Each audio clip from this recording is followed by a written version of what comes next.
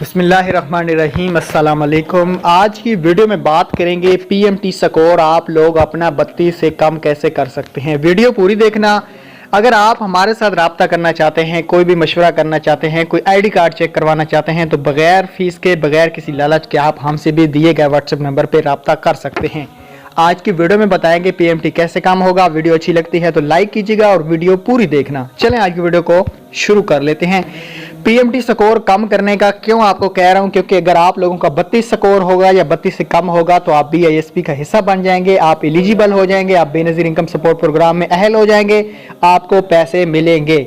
अगर आपने नया सर्वे कराया है, आपका पीएमटी स्कोर 32 से ज्यादा हो गया है, तो इसका ये हल है कि आपकी फैमिली में से कोई भी आपकी वाइफ की सिस्टर, आपकी वाइफ की माँ, आपकी वाइफ की सस वगैरह जो है वो अपना सर्वे कराएं और आपकी वाइफ का नाम बताएं दफ्तर में जाके कि हम एक ही घर में रहते हैं, एक ही फैमिली हमारी बना दें, तभी आपकी वाइफ का पीएमटी स्कोर भी कम हो सकता है।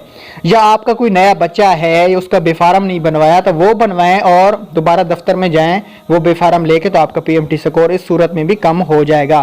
पीटीसीएल का बिल, बिजली का बिल 1000 रुपए से कम हो वो लेके जाना चाहिए आपको।